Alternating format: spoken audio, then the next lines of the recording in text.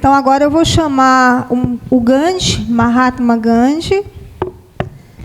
Ele é servidor da Justiça Federal da Paraíba desde abril de 93, tem formação superior em gestão financeira, é ex-professor de matemática financeira por mais de uma década, e ele é coordenador do coletivo Técnicos em Ação. Virtualmente, muitas pessoas participam. Seja bem-vindo. Obrigado, boa tarde. Gostaria de, inicialmente, agradecer a Eliana Leocádia, parceira de luta antiga, foi ela que me convidou. Estou muito feliz de estar aqui no Citraeng, que é um gigante da nossa categoria, e me dirigindo a vocês todos. Queria aproveitar para agradecer o Citraeng pelo apoio que está dando a chapa na eleição do meu sindicato, o Sintrajuf da Paraíba, né? As razões são muito importantes, eu vou explicar para vocês as razões disso tudo. Eu sou um militante da causa dos técnicos. Recording in progress. Eu não sou nada além disso. Militante da causa dos técnicos, em particular dos técnicos sem especialidade.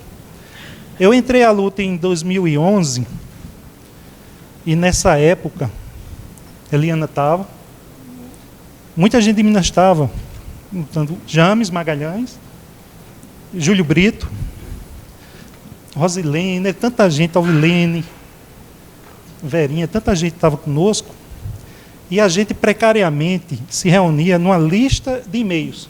Exatamente, era e-mail. E aos poucos a gente começava a regimentar técnicos judiciários para a luta em prol do INS. Né? Porque já em 2011, a gente tinha a sensação clara de que não havia o reconhecimento. Nosso cargo, os ocupantes do cargo estavam sendo explorados pela administração. Né? Para todos, os técnicos do PJU eram uma massa de 60% de pessoas de nível médio. Mas, na verdade, o nível de exigência estava crescente, né? Começou a avançar, já com a criação do CNJ, já com o estabelecimento de metas a serem alcançados no âmbito do judiciário. O CNJ começou a estabelecer metas, e os técnicos são cobrados, e ainda são mais cobrados ainda hoje, não só em termos quantitativos, mas qualitativos também, porque houve um avanço tecnológico e o trabalho do técnico passou a ser bem mais cerebral. E o nosso trabalho diário na luta pelo INS era muito difícil, porque não existia recurso tecnológico como hoje. Né? Então, a gente também enfrentava a resistência de algumas entidades. Algumas entidades, inclusive, faziam de tudo para que o tema não chegasse à base. Nós sabíamos disso. Houve uma luta forte para a criação do primeiro Incontec, primeiro e único. Né? Eliana foi uma gigante, James também. O pessoal de Minas sempre foi protagonista na luta pela valorização dos técnicos. Nós sabíamos, sempre tivemos consciência do fosso injusto, e sabíamos que enquanto a gente estivesse naquele contexto de nível intermediário, dificilmente a gente iria avançar para reduzir o injusto fosso remuneratório entre os cargos de técnico e analista. O primeiro passo teria que ser o INS. Então, foi criado uma Movatec no Facebook, né? E Eliana e James administraram, começou a trazer muitos técnicos para a luta. O INS passou a alcançar mais pessoas, o conceito do INS, mas técnicos começaram a tomar frente da luta. Depois a gente criou o Técnicos em Ação, o TEA. Eu passei a administrar, agora já foi no WhatsApp. Vai completar 10 anos agora. 14 ou 17 de dezembro, vou até consultar. 10 anos em terra. Veio o Munitec, NS Livre. O Munitec foi criado por Júlio Brito, por Eviania, por Verinha. Né? Veio o NS Livre, criado por Vicente do Ceará, grande liderança também. Frente Base Aguerrida, da Lei de Pernambuco. E apareceram outros técnicos. O bom disso tudo é que existe uma nova geração de técnicos que estão prontos para lutar pelo cargo também. Né? Não podemos esquecer que a nossa luta começou mais ou menos em 98, com os técnicos de Brasília. Nossa, eles é que sofreram, eles carregaram o piano. Quando a gente olha aqueles PLs dos anos 2000, PL remuneratório, quase todos tinham uma emenda do INS. O texto não era muito sofisticado, tinha algumas brechas, tinha aquela história, não, o técnico faz trabalho de analista. Aí dava brecha para rejeição. A gente não pode arguir isso. Né? Mas tínhamos pessoas que não deixavam a luta morrer. Né? Conseguiram sustentar a luta por toda a extensão da década de 2000. Eu entrei em 2011, aí veio a minha geração de luta, né? De Eliana, James, Júlio e tantos outros, Rosilene, o pessoal da Bahia também. Depois já veio uma outra geração, Nélia, Liana, Valquíria Valesca, Rose e tantos outros. Nélia, falei. Apareceu a nova geração, Nathalie, sim, Ovilena da nossa época também antiga, Nathalie, aí tem Karine, tem um pessoal do 185, que hoje está à frente da Anatec Juiz, né? E conseguimos o INS, né? Temos que agradecer a FENAJUF, essa conquista, como também agradecer a proposta da FENAJUF, apresentada na plenária de Belém do Pará. Pelo menos na minha opinião, foi a melhor proposta que apareceu, contemplou todos os cargos, todos os segmentos, ninguém foi esquecido, e temos que lutar por ele. O meu sindicato, ele vai passar por um pleito eleitoral, semana que vem, e tem uma chapa que tem a missão de encerrar de vez a filiação do meu sindicato à FENAJUF. Né? E a gente soube que há um sindicato grande por trás disso, talvez com a intenção de criação de uma federação paralela, não sei. Mas a gente reagiu, o pessoal me convidou para compor uma chapa, né, de oposição a essa ideia, porque no contexto dos técnicos judiciários, o nosso contexto, a gente teria uma queda muito grande, que seria um sindicato a menos técnicos para se reunir. Nós temos todo um legado de luta do INS, a gente só conseguiu as coisas porque a gente se reuniu. E a gente se reunia nos eventos promovidos pela FENAJUF. A gente não pode desfalcar de mais um sindicato. Né? Nós conseguimos o INS, é lei, está sendo discutida na ADI, infelizmente, mas a valorização do cargo não pode se esgotar no INS. A gente tem que valorizar o cargo, né, em termos remuneratórios também. Ontem, muito gentilmente, Nélia e Rose foram me apanhar no aeroporto. De lá a gente foi para um restaurante do aeroporto. Fiz meu prato, olhei o peso, o preço do quilo, R$ 129,90. Já pensou? Ainda bem que eu tenha botado pouquinho. Eu botei bem pouquinho feijão, um pouquinho de arroz, um pedacinho de cupim e um pouquinho de purê. Paguei R$50 por isso. E fico pensando, o técnico não merece esse tipo de coisa. Porque o técnico é muito cobrado no PJU. Eu fui convidado em 2015 pelo Sintrajude para palestrar. Eu ia defender o INS e um analista da Bahia, um analista de TI, ia se opor ao INS. Um negócio forte, estilo de técnico. Foi uma guerra e depois foi facultada aos técnicos judiciários presentes que falassem o que quisesse. E uma técnica disse: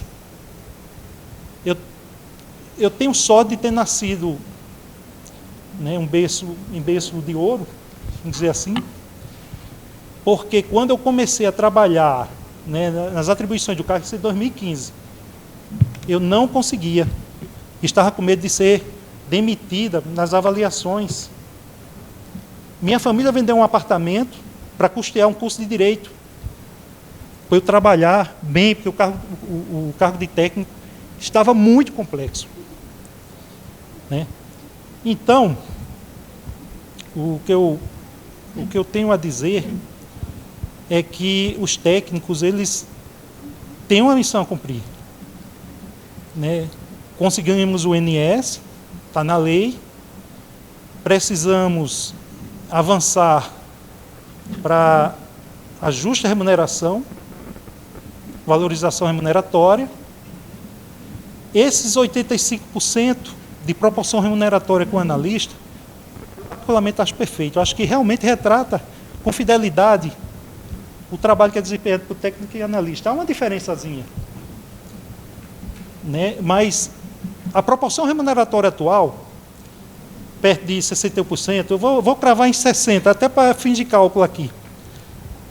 Ela é enganosa.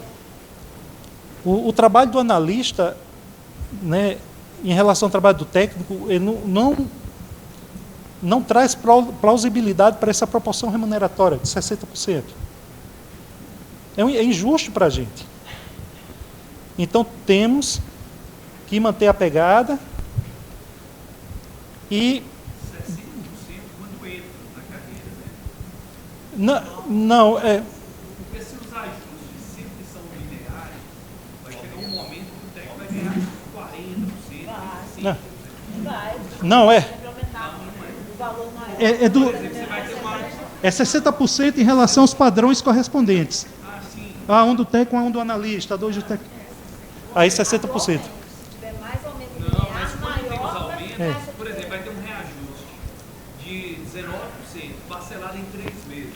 O reajuste do analista é um, o do técnico é outro. Aí vai aumentar. Vai ter um adicional de 30% de pós-graduações. Esse adicional vem, o técnico aumenta 1.000, o deles vai aumentar 2.000. Então, sempre que for ter esses dados, vai chegar um momento e vai ser 50%, 40%. Como é seu nome? Leonardo. Leonardo Ramos. Eu ia falar mais ou menos sobre o que você falou, eu vou até antecipar. A medida do fosso tem que ser feita em termos monetários, tantos reais, a diferença em reais, a medida do fosso. Porque, se não for feita assim, a gente vai legitimar um discurso ardiloso de quem é contra a nossa valorização. O pessoal diz, não houve aumento do fosso porque é um reajuste linear e foi concedido o mesmo percentual, de consequência. Não, mas eu estou falando o contrário. Não, mas é isso que eu estou lhe dizendo, a gente não pode legitimar isso. A medida do fosso tem que ser feita em termos monetários, em tantos reais, e não em termos percentuais. Certo? Porque todo e qualquer reajuste linear aumentará o fosso no mesmo percentual do reajuste. Se houver um reajuste linear de 30%, isso significa que o fosso vai aumentar em 30%. Por isso que o fosso cresce, né? Por isso que, em termos práticos, os analistas sempre tiveram reajustes superiores aos técnicos. Porque na conta deles sempre entrou, a cada reajuste sempre entrava mais reais do que para os técnicos. O Gandhi, então, você há de convir que, por exemplo, se continuar como está, não vai ser só 60%. Vai chegar um momento que vai ser 50%, 45%. Não, vai Eu falo continuar. em termos remuneratórios, em termos de salário. Suponhamos, vai chegar lá em 2040. Um analista vai ganhar, por exemplo, 40 mil e o técnico vai ganhar 20 mil. É nesse sentido que eu estou falando. O em termos percentuais vai continuar a mesma diferença, mas em termos monetários vai crescer. Em termos monetários. Em termos monetários vai crescer, sempre vai crescer. Sempre. Vai crescer de tal ponto que vai chegar uma época que vai estar ganhando menos 50%. Se eu não me engano, com essa parcela que vai cair no ano que vem, a diferença vai chegar para uns 9, 10 mil reais. Mais de 10? Nossa, mais de 10. Eu desisti de acompanhar. Já está quase 9, vai ser mais de 10. Vai ser mais de 10. Eliana, Carlos e também Alexandre Magnus me pediu que eu fizesse uma abordagem um pouquinho mais técnica em razão do meu perfil acadêmico. Porque a gente entra num grupo, desses grupos aí das redes sociais, tem um pessoal prometendo milagres, né? Inclusive um dos milagres é o aumento de padrões, e não fundamenta matematicamente. E a gente vê propostas de todo tipo, um desfile de propostas, e ninguém apresenta o argumento técnico, matemático, porque esse tema ele tem que passar pela matemática, né? E eu vou mostrar a vocês como é difícil fazer uma análise matemática nesse tema remuneratório. É muito difícil, e depois vocês poderão olhar até com desconfiança e preferencialmente cobrar desse pessoal. Não, demonstre isso, né?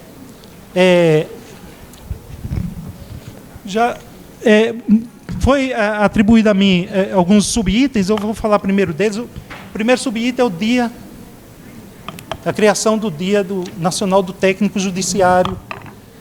Eu falo desse tema com muita alegria no coração, porque a mãe da ideia está aqui conosco.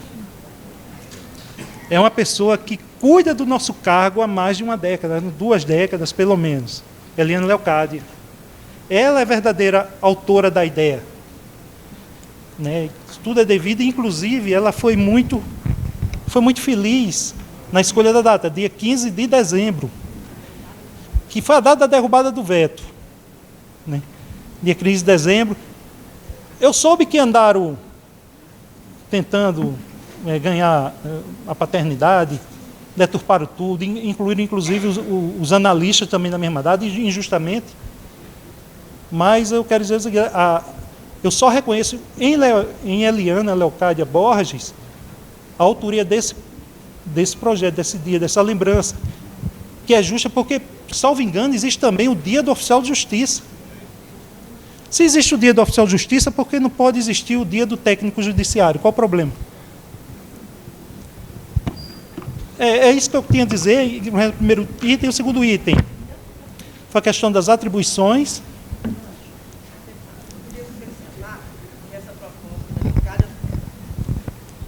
Eu só queria acrescentar que essa proposta do Dia do Técnico, apresentada pelo Leocádio, foi feita em Belém. E a gente estava lá e foi aprovada. Então, essa data essa proposta já é dessa data.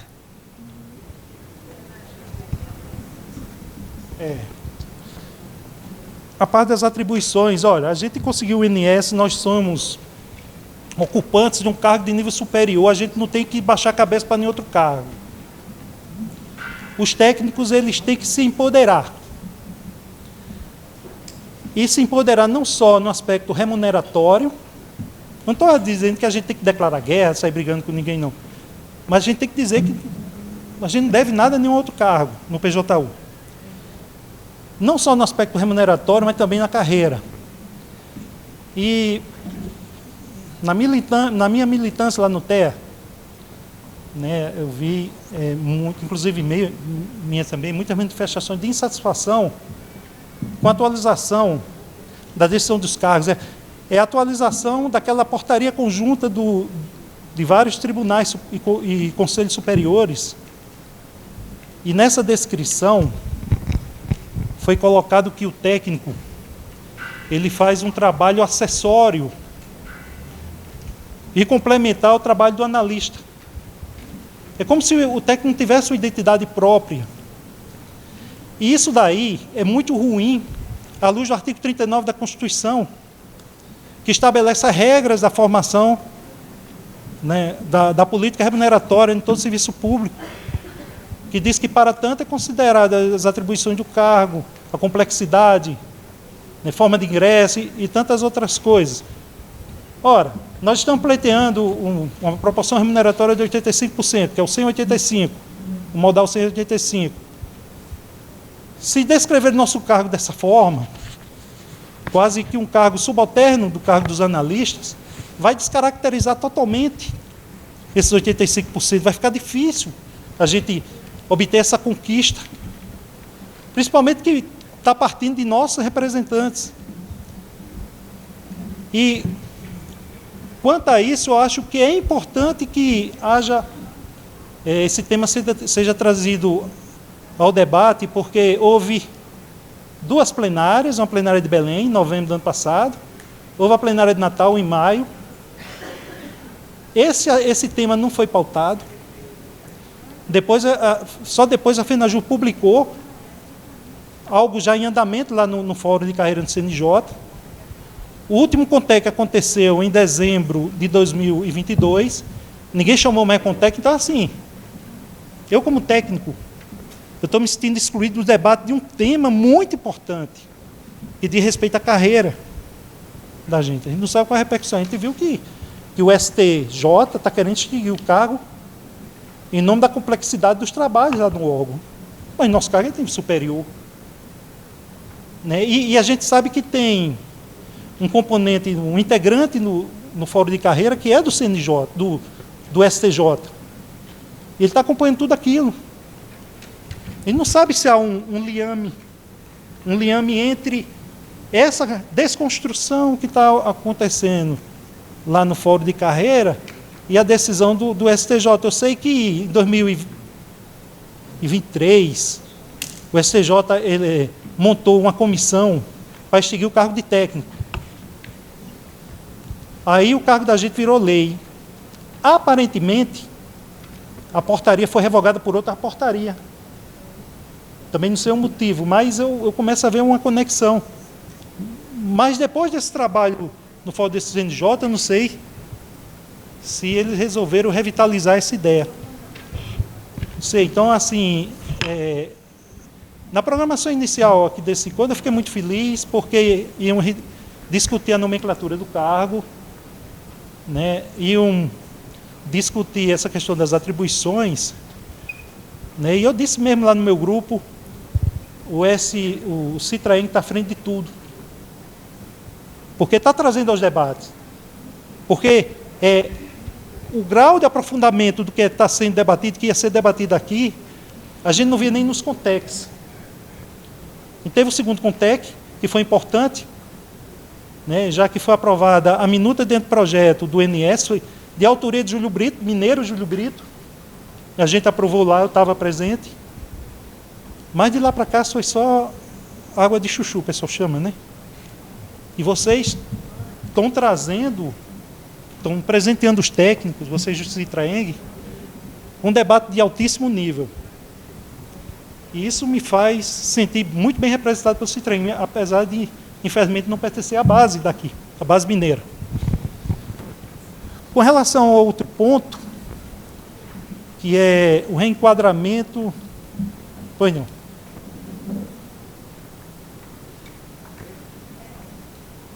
Só para esclarecimento, quando você fala que o STJ pretendeu excluir...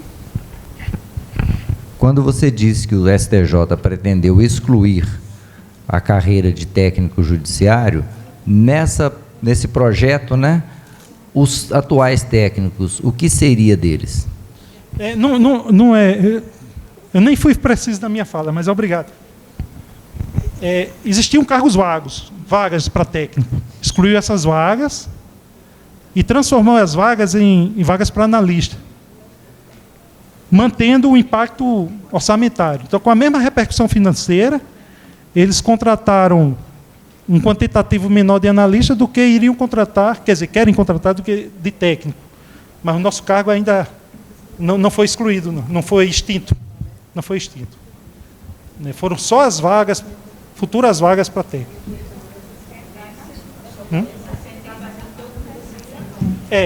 Estava virando uma moda, inclusive o PL que deu ensejo à lei 14.456, a lei do INS, ela nasceu no TJDFT, né? E lá o TJDFT tomou a mesma deliberação do STJ, né? Extinguiu cargos vagos de técnicos e auxiliares e transformou em analista. O TRF6, se eu não me engano, que é aqui de Minas, fez a mesma coisa, né? Inicialmente abriu um concurso só para analistas, parece que extinguiu vagas para técnicos, se eu não me engano, né? Aí o STF vendo esse movimento, que eles se comunicam, obviamente, esses órgãos se comunicam, aí criou por portaria uma comissão para esse mesmo fim. Aí veio o INS e o INS deu sobrevida para o nosso cargo, né? Então é preciso que um empoderamento também na carreira, não apenas no aspecto remuneratório. Tem que haver realmente um melhoramento da nossa carreira. Bom, vamos só fazer o seguinte, gente, vamos tentar deixar o Gandhi falar para render mais, Gandhi, senão depois pode sobrar tempo. Pode ser, gente? E, a princípio, o encontro ia ocorrer em 2 dias, porque o que não falta é assunto para a gente falar, tendo em vista os muitos prejuízos que a gente teve. Se for preciso, a gente tenta arrumar uma sala para continuar amanhã. Pode seguir, Gandhi. Mas aí tenta ser um pouquinho mais objetivo e vamos deixar as perguntas para depois, ok? certo. Objetivamente, né, o pessoal anda discutindo remuneração, está dando muita ênfase a isso. E existem 2 conceitos. A manutenção dos 13 padrões, que é uma coisa clássica, né, histórica, ou uma mudança para um aumento de padrões. Em relação ao aumento de padrões, existe um grupo, infelizmente crescente, né, que aderiu às cegas a essa proposta, né, que até agora não se mostrou vantajosa. Eu, particularmente, lá no TEA tem um monte de defensores, eu disse, olha, aumento de padrões, do ponto de vista jurídico, poderá prejudicar os aposentados, o pessoal que tem direito à paridade e integralidade. Por quê? Uma live, inclusive, aqui do Citraeng, que trouxe a Mauri Vieira, ex-diretor-geral do Supremo, ele falou algumas coisas bem perturbadoras. Ele disse, por exemplo, que se a administração aumentar padrões, não haverá um reenquadramento inicial no topo da nova tabela. Porque isso daí tiraria toda a razão de aumentar padrões. E o que fazer com os aposentados? Essa pergunta é boa porque a gente sabe que aposentado, ele não tem mobilidade na tabela remuneratória. Uma vez reenquadrado inicialmente num padrão intermediário, o aposentado vai morrer ali no padrão intermediário, nunca mais vai ter direito a receber os valores do padrão mais elevado. Então a gente teve uma preocupação inicial com os aposentados, lá no meu grupo, a gente levantou essa questão, né, e comecei a cobrar, olha, o mínimo que vocês têm que fazer, os defensores do aumento de padrões, é demonstrar alguma vantagem remuneratória que o aumento de padrões poderia trazer para a categoria. Faça um estudo técnico. A gente publica no site do TEA. E eu passei o ano todo de 2023 aguardando a manifestação, e eles diziam, sempre, né, na retórica, não passava de retórica, que o aumento de padrões era bom, que isso e aquilo, todo mundo vai vencer, né, com isso, e não apresentaram o resultado. Durante a plenária de Belém, aí estávamos no grupo, parte, eu e as meninas, Nélia, Liana, Valesca, Valquíria, né, Rose. Tinha também duas meninas do Rio, Leandra, Márcia e Isis. Tinha uma menina do Paraíba também, da Helena. Né, a gente fez um estudo e a gente percebeu exatamente o contrário. Aumento de padrões vai causar prejuízo financeiro a todos os servidores. O pessoal da ativa ia ter prejuízo financeiro. Os futuros servidores seriam muito penalizados. Isso porque, à luz da matemática financeira, o principal lema é que você não pode comparar, somar nem subtrair valores que não estiverem situados numa mesma data. Então, se você quiser analisar um valor que está situado no futuro, esse valor, você vai ter que chegar a ele, vai ter que sofrer modificações. Né? Se você quer analisar hoje um valor que está em 2028, aquele valor de 2028 ele vai ter que ser trazido para a data de hoje, 2024. E ele vai sofrer modificações, no caso seria modificação para menos. Aquele valor em 2028 é um mero valor nominal. Hoje ele valeria bem menos. E essa lógica se aplica no aumento de padrões. Quando alguém estende padrões, eu vi uma proposta, eu trouxe até aqui nas planilhas, um aumento de padrões para 25 padrões.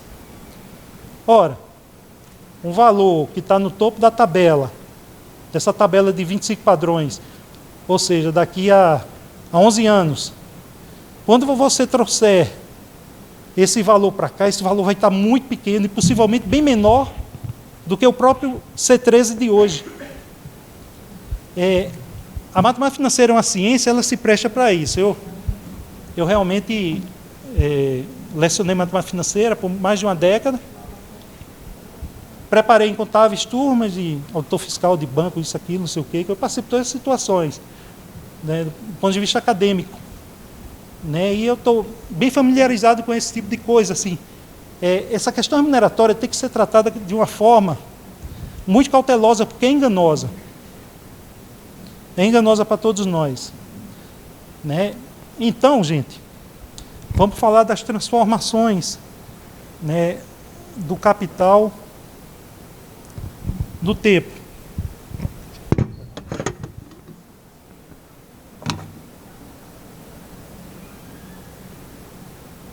Na matemática financeira, existem dois regimes. Alguém se lembra quais são? Regime de juros simples e compostos. E qual a diferença de um para o outro?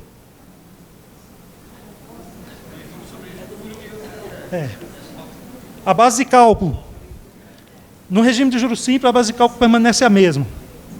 Então, ele tem um crescimento linear e ele tem um comportamento semelhante a uma progressão aritmética. No regime do juro composto, que é o que acontece no mundo real, os valores se acumulam. A base de cálculo vai se acumulando, tem um comportamento de progressão geométrica, né? E o gráfico dele é uma função exponencial. O gráfico do juros simples é uma reta. Então, os juros compostos, à medida que o tempo ele avança em números inteiros, ele vai crescendo.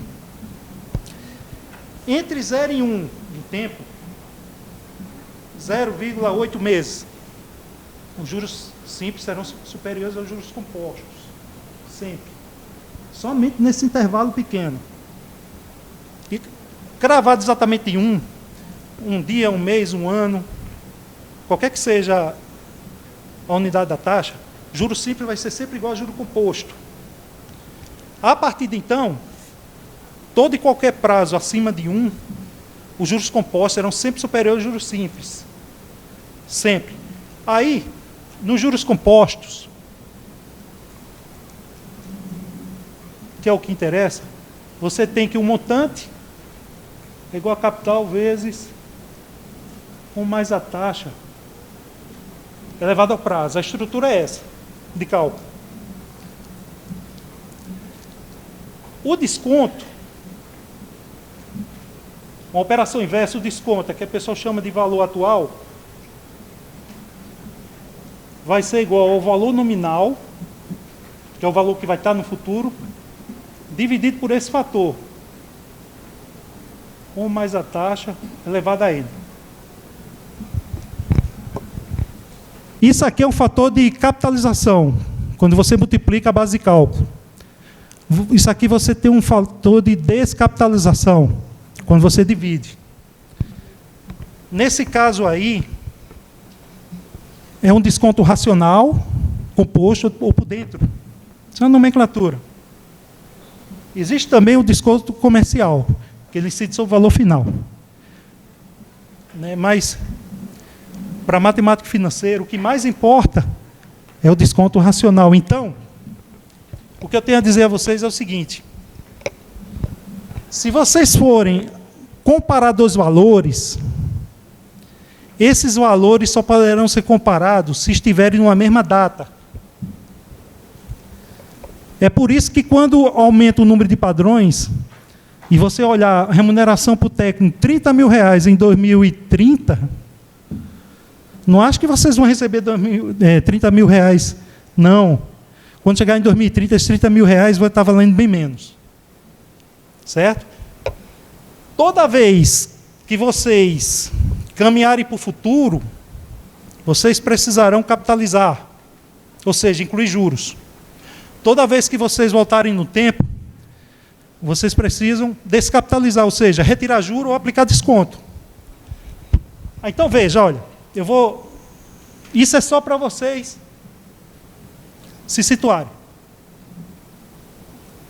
Eu vou fazer um diagrama de fluxo de caixa.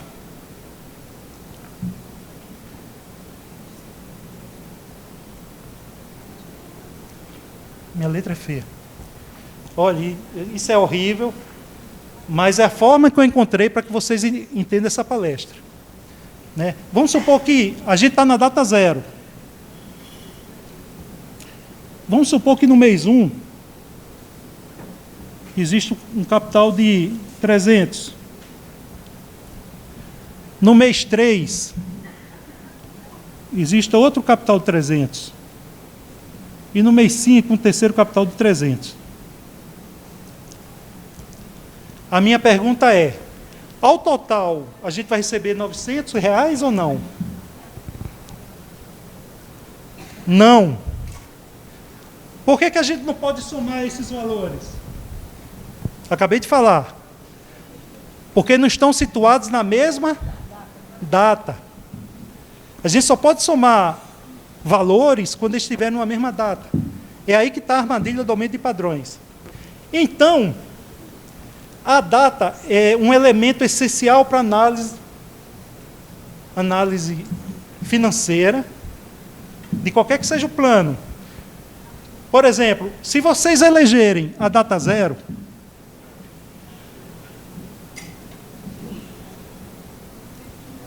o que é que vai acontecer com esse capital de 300 que está na data 1? Ele vai ser capitalizado ou descapitalizado? Descapitalizado. Escolhemos a data 0, a data 1 está no futuro, e a gente vai trazer todos para a data 0. E vamos aplicar essa primeira fórmula ou a segunda? Segunda. Esse 300 aqui vai ser descapitalizado quantos períodos?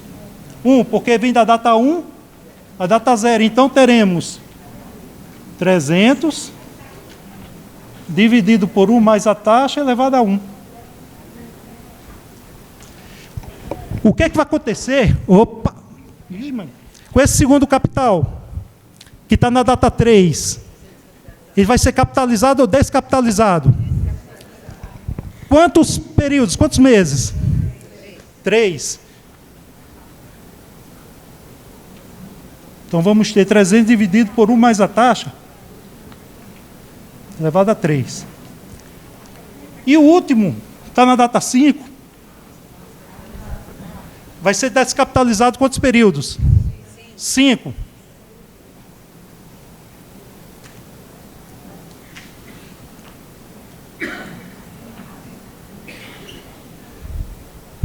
Ora, Quando a gente fez isso, a gente jogou todos esses valores para que data? Para a data zero. Como todos estão na data zero, então a gente pode somar. É assim que funciona o raciocínio financeiro. Certo? Por exemplo, data 4. Só esse exemplozinho para a gente seguir adiante.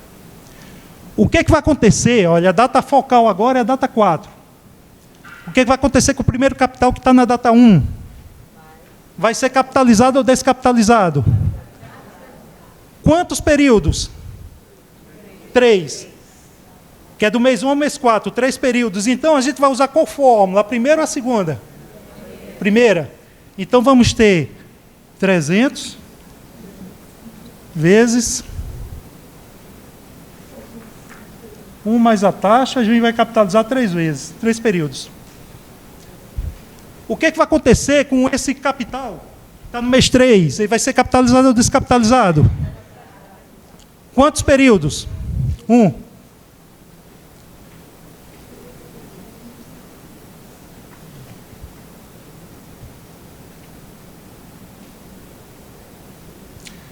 E o que vai acontecer com o terceiro capital, que está no mês 5? Capitalizado ou descapitalizado? Vamos usar qual fórmula? A de baixo. Descapitalizado quantos meses? 1. Então, nós teremos 300 dividido. E pronto. Isso vale para qualquer taxa. Aí, agora que eles estão na mesma data, ou seja, estão todos na data 4, a gente pode somar, pode subtrair, pode comparar. Certo? O raciocínio financeiro vai ser esse. Eu não vou me aprofundar tanto, né? E esse raciocínio financeiro aqui, andando para o futuro, capitaliza, voltando no tempo desse capitaliza, vai ser o bastante para a gente fazer uma análise do que seria mais benéfico, manutenção dos 13 padrões ou aumento de padrões. Né? É importante que a gente tenha em mente o seguinte: precisaremos de uma taxa, precisaremos do prazo, né? Basicamente isso, precisaremos dos valores e temos que deixar, qualquer que seja a proposta, temos que deixar nas mesmas condições, né? Então, assim, preferencialmente a gente, independentemente de ser 13 padrões, 20 ou 25, vamos analisar tudo num contexto de 35 padrões, que é a carreira completa de um servidor público.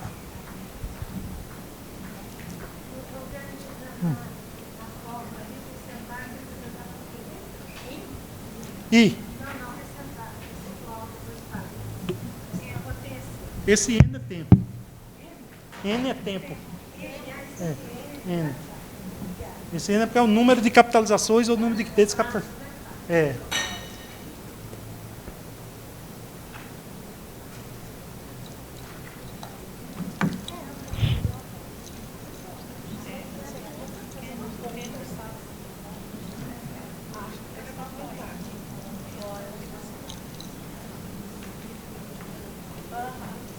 Eu nem olhei o relógio, eu tenho quanto tempo, hein?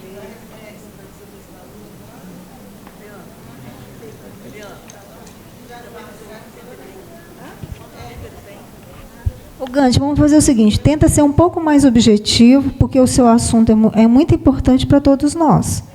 O assunto dele, ou a gente vai para frente, ou a gente vai para trás. E, do meu ponto de vista, aumento de carreira favorece ao empregador, não nós que somos os empregados.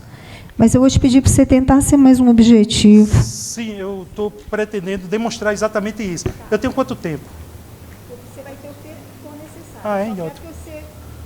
Claro. Olha, eu fiz uma preparação para vocês entenderem como é que funcionam as coisas. Porque se eu der um salto vai ficar difícil, porque eu acho que a maioria não conhece essa sistemática. Vou precisar aqui.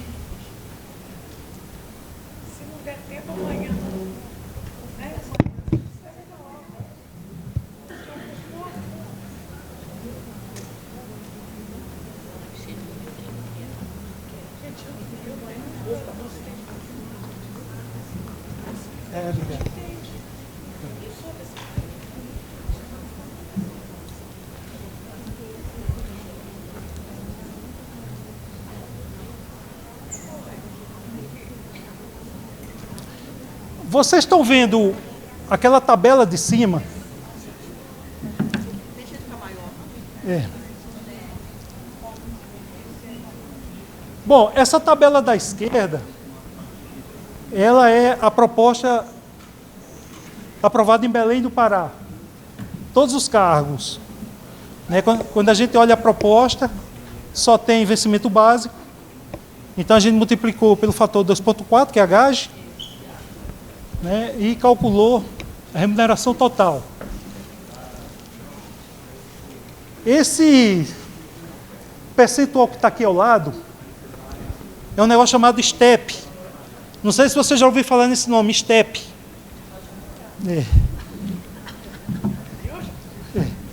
STEP em inglês é algo parecido com etapa. O STEP nada mais é... O STEP tem muitos conceitos, mas o que importa para a gente é o seguinte, é quanto vai variar para cima um padrão para o outro. Por exemplo, aqui no técnico, o A1 vale R$ 18.188,78. No A2, houve um step de 3%. Isso significa que o A1 vai aumentar 3% para transformar no A2, no padrão A2, o valor do padrão A2. Né? Aí, nessa tabela aqui do meio, nessa tabela do meio, a de cima, eu peguei apenas a proposta para técnicos. Para técnico, pode andar para a direita?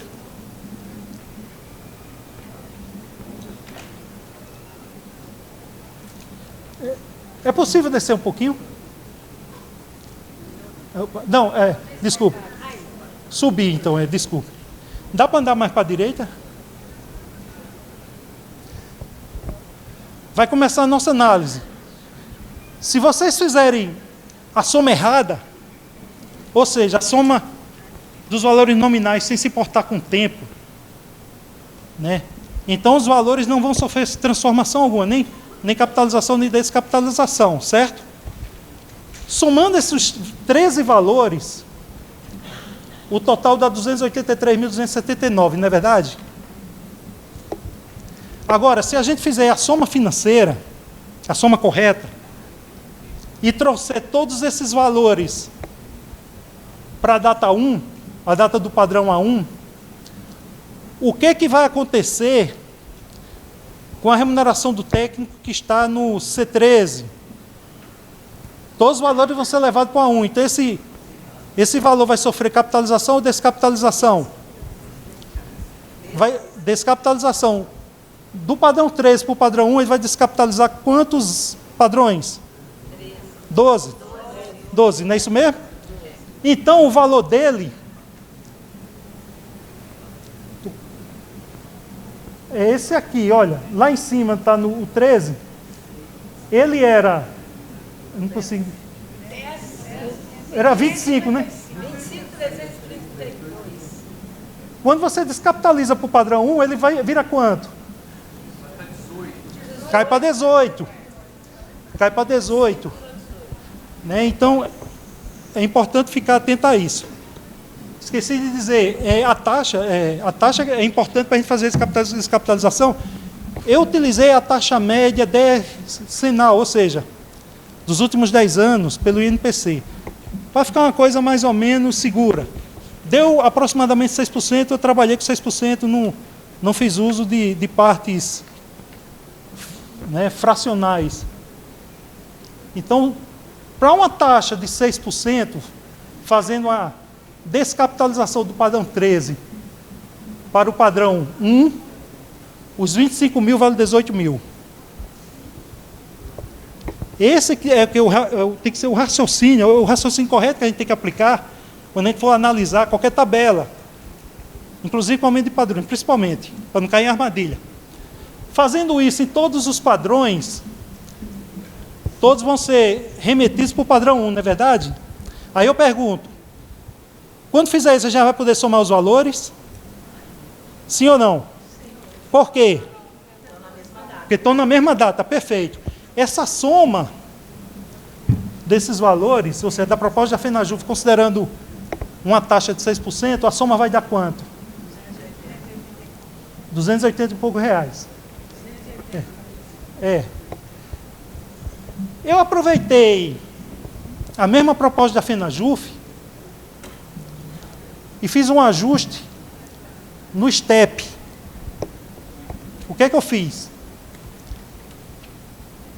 Eu calculei a majoração do A1 até o A13. Deu tantos por cento. E apliquei, como são 12 steps, né, vocês podem contar das 12 steps, eu apliquei a raiz duodécima, são 12 steps, já que em juro composto a gente tem que trabalhar com média geométrica, né, média aritmétrica. Então, a gente ficou com o mesmo step, que nada mais é do que a média geométrica de toda a amplitude da tabela do técnico. Aqui você tinha vários steps que variavam 3%, 3%, 1%, 4%, 2%, 2%. E aqui nós vamos ter o mesmo step porque é uma média geométrica. Isso foi estratégico. Aplicando isso, a gente vai obter o mesmo resultado. A soma nominal cai um pouco. Vai para 280 mil. Ali é 283, estão vendo? E a soma incorreta. A soma nominal é incorreta, não é a soma financeira. E a soma financeira, ou seja, trazendo todos esses valores para a data 1, descapitalizando, vai dar uma soma de 198 mil. Ali deu 200 mil, a diferença é pequena, então dá para trabalhar com essa média. Por que eu vou fazer isso? Porque eu vou fazer uso do negócio chamado heurística. Já que a gente não pode prever futuro, né, então vamos trabalhar com média, porque aí fica uma coisa razoável. Os resultados não coincidem, mas ficam próximos. Eu estou fazendo isso porque eu vou fazer ensaios com aumento de padrões. Ensaio com aumento de padrões. Tá? Dá para passar para a próxima aba? A outra tabela.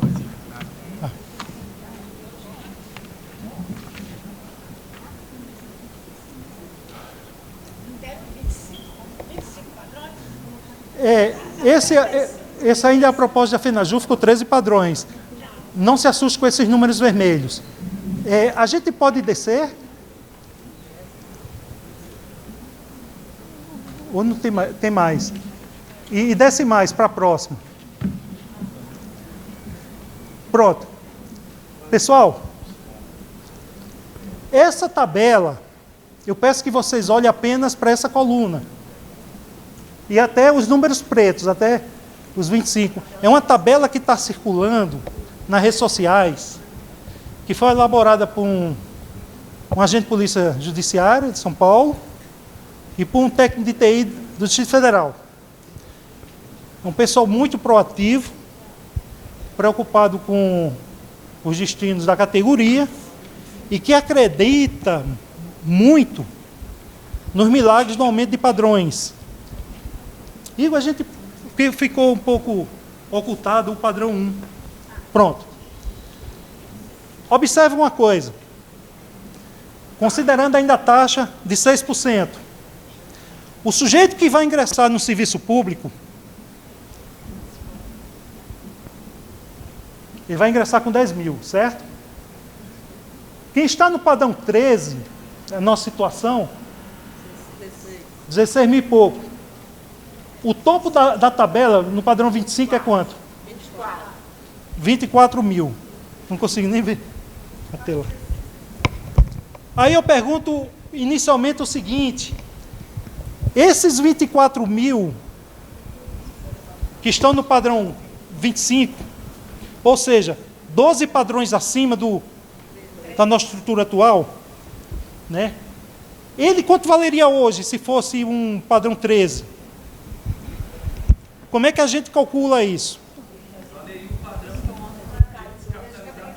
Descapitaliza quantos padrões? 12 padrões. Então, qual o valor? 10 mil. Então, ótimos. 24 mil e quanto? Que eu não consigo ver. 24.650.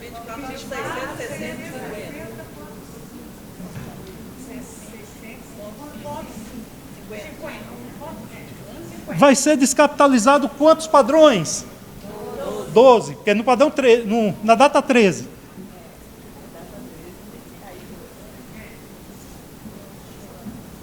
A gente descapitaliza 1 mais 6%, elevado a 12, né, gente?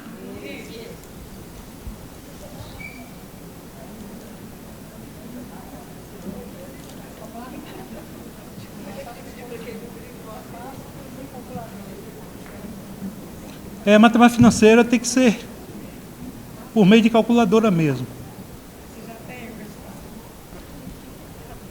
Mas eu acho que eu já fiz essa conta. A soma financeira ali, na segunda coluna ali. Quanto é que dá o do 25? 24.750. Não, Mas aqui, ó. 23. Na coluna do lado. na segunda coluna. 6. Quanto? O 25, na segunda coluna, dá quanto? Estou cego. Aí, na segunda, 604. 24, você viu? Aí, esse aí que ele quer saber. Esse valor você quer saber? É. 6. 6 mil? 0,90, 61. 6. 0,90, 61.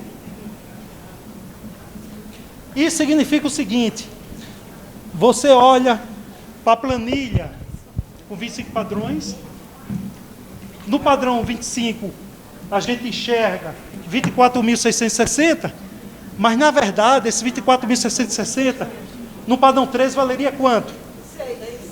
6 mil. Gange, aproxima o microfone. Hã? Isso. 6 mil, ou seja, é deficitário. Agora olha uma coisa. Para o futuro servidor, essa tabela ele ingressa no PJU recebendo quanto? 10 mil. Aí ele vai se deslocar até o padrão 13, que é o caminho que a gente faz normalmente hoje. De 10 mil, ele vai saltar para quanto? Por 6 mil. Ele tem um decréscimo remuneratório. O aumento de padrões penaliza demais os futuros servidores. Prejudica a todos. O sujeito começa recebendo 10 mil. Quando chegar no ano 13, vai receber o equivalente a 6 mil reais. Estão percebendo a armadilha do aumento de padrões? Agora vamos fazer uma comparação.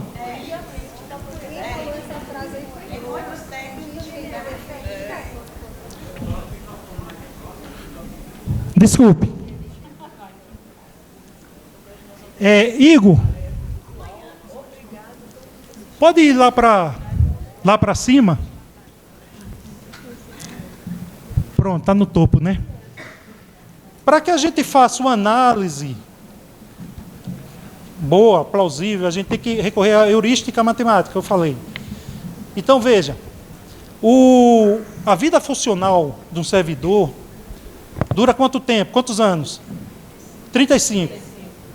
35. Então, na nossa realidade, essa tabela da gente para no 13. A gente precisa fazer uma projeção até o padrão 35. A gente não tem como adivinhar qual vai ser o valor no padrão 35. Então, eu estabeleci um critério que vai ser o mesmo para as outras tabelas também, para que todas sejam submetidas às mesmas condições. Desculpe. As mesmas condições. Eu considerei esse valor do padrão 13, que é 25.332,36, como sendo a remuneração representativa do cargo, né? Então, o que iria acontecer? Os valores acima dele, até chegar ao padrão 35, iriam replicar esse valor, ou seja, esses 25 mil do padrão 13, eles vão ser sempre capitalizados até chegar ao padrão 35, para manter aquele valor representativo. Então, vamos ver, no padrão 14, a gente vai capitalizar quantos padrões?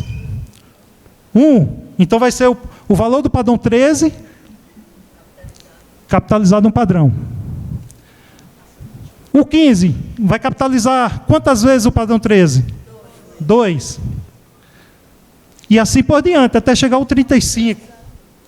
Dessa forma, a gente preenche a planilha da vida útil do servidor, mesmo a gente sabendo que não vai coincidir no mundo real.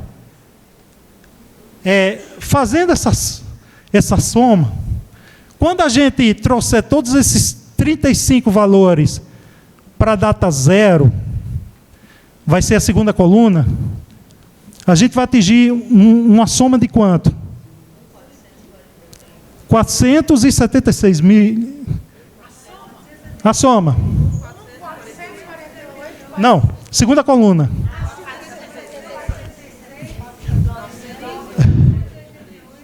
A primeira coluna não é a soma financeira, é a soma nominal apenas. A segunda, 476 mil. Então, aqueles valores todos dos 35 padrões, fazendo a soma correta, a soma financeira, né, eles na totalidade vão valer 476 mil. Vamos guardar. A gente pode ir para a segunda tabela? Essa segunda tabela, o que eu fiz? Eu aproveitei a tabela da FENAJUF, aproveitei os extremos.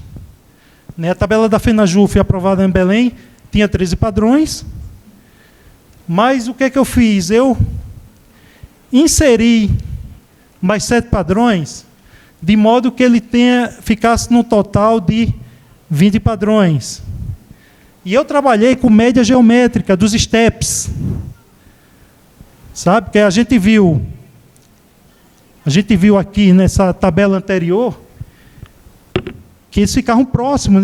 Você trabalhar com os valores normais e trabalhar com a média, os resultados eram próximos. Então, traz plausibilidade. Quando você agora está no padrão 20, quando você vai para o 21, dentro do nosso critério, o que a gente fez com o valor do padrão 20? Capitalizou um padrão. 21, 22. 2 padrões e assim por diante até chegar no 35. Olha uma coisa, Igor, a gente pode andar para a direita? Vamos olhar para a segunda coluna, que é a soma financeira. Quando vocês descapitalizam todos os 35 valores e somam resultados, exatamente, qual o valor que obtém? Vocês se lembram quanto é que deu a soma dos 3 padrões? 476, né? Então, quando a gente adicionou mais 7 padrões, o que aconteceu com a soma? A soma financeira caiu para 379. Então, o servidor, ele vai ter prejuízo de 100 mil a menos. E para quem não tem direito à paridade e integralidade, isso vai significar um prejuízo no cálculo da média da vida funcional dele, né, à luz da emenda, né, da reforma da Previdência, a emenda acho que 103, 19. 103, 19. Então, aqui, só por isso aqui, a gente só foi aumentar o número de padrões na proposta da FENAJUF, dentro desses critérios, pela heurística que eu apliquei, que já houve uma queda de 100 mil reais na soma financeira. Vamos para a tabela de baixo.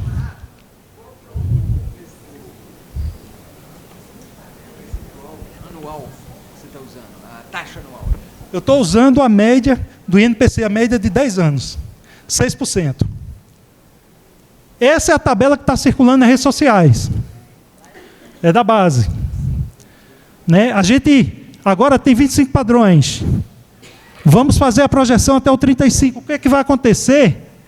Como é que a gente vai calcular esse padrão 26? Vai ser o padrão 25 capitalizado um padrão. E assim por diante. Quando a gente preencher todos os valores, aí vamos para essa tabela ao lado da segunda coluna. Quanto é que dá a soma financeira, a segunda coluna? Lá embaixo.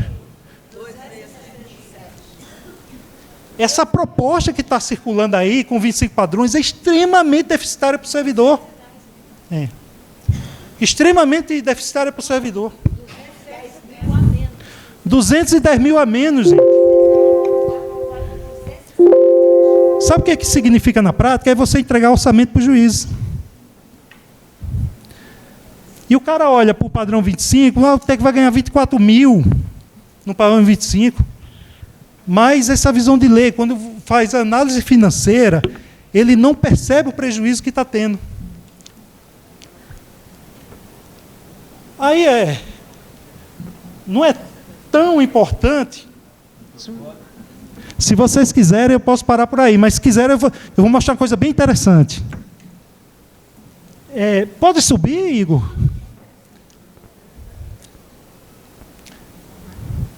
Pronto, essa é a tabela da FENAJUF modificada. Se a gente fosse aproveitar aqui são 19 padrões abaixo, né? Vai até o 20. Se a gente mantiver os 19 padrões abaixo e quiser, por curiosidade, calcular qual seria o valor do 20º padrão, de modo que desse uma soma total financeira, igual aquela soma de 476 mil da proposta da FENAJUF, para poder igualar, para o técnico não ter prejuízo, o resultado do 20º padrão teria que ser 43 mil reais. Então, daqui a 7 anos, teria que ser 43 mil para compensar. Ou seja, os 25 mil não servem, né? Porque fica deficitário, já que a gente aumentou o número de padrões. Então, a gente teria que aumentar muito para 43 mil, o 20º padrão, de forma que ficasse uma coisa pela outra, não houvesse prejuízo. E se tornaria uma coisa normal, porque você daria um salto de 24 mil para 43 mil, fora da realidade, né? Então, também por isso,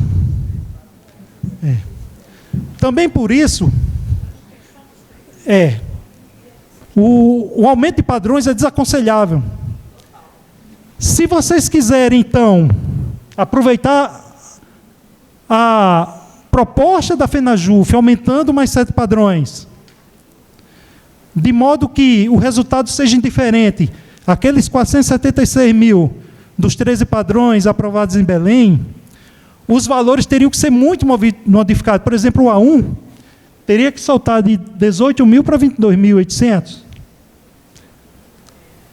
E o valor, né, do topo, do padrão 20, teria que ir para R$ 31.800. Só desse jeito, essa tabela compensaria. Aí teria um valor total de 476 mil. A gente pode descer para... Estranha a tabela, né, elaborada pela base.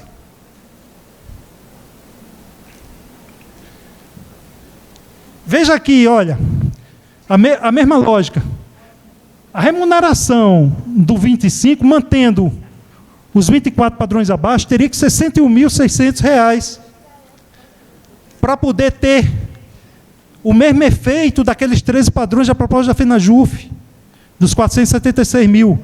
Olha que salto, isso não queria passar.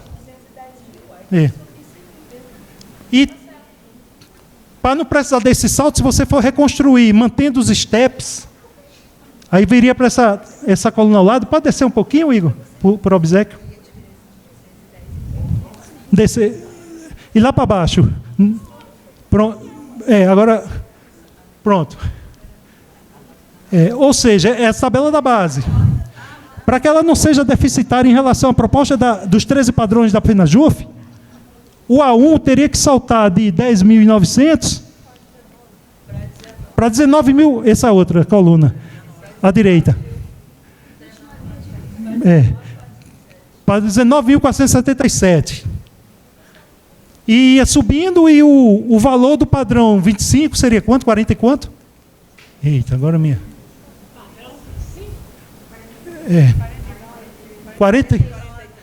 49 mil. Ou seja, essa tabela só não vai ser deficitária. Eu entendo o seguinte: esse valor, independente de aumento ou não aumento do STEP, daqui a 7 anos ele tem que ir para 19 mil de fato. Porque mesmo que a gente, eu até ajudei a formular a proposta aí, que foi unânime lá na plenária, que de 13 padrões, não é polemizando com isso. Mas mesmo mantendo os 13 padrões, não aumentando, se você não tem uma atualização futura, você pegou aquele valor de 20 mil reais, lá em cima, acho que era de nível 25, se transformou em 6 mil, daqui a, se não me engano, 7 anos. Mas se você pegar o padrão de 13, que é menor do que 20 mil, também daqui a 7 anos vai virar. Então, eu creio que independente de aumento ou não aumento de padrões, não estou polemizando com essa questão. Sim. A grande questão é garantir uma atualização futura, porque senão o prejuízo, mantendo os 13 padrões, pode até ser pior. Tem que haver atualização monetária para qualquer contexto, com o 13. Só que tem um detalhe. Vocês conhecem algum precedente de novo plano, enquanto não houver a integralização do anterior? Por exemplo, quais foram os motivos da negativa do STF para não encampar a reestruturação? Essa proposta da FENAJUF agora. Tem uma parcela em 2025 para receber. Em fevereiro. Então, a gente vê na prática que, enquanto não houver integralização, não haverá um outro PL. Seja de reestruturação, seja de reposição inflacionária. Quando você aumenta, por exemplo, para 25 padrões, vai ter que esperar muito para que haja uma atualização monetária.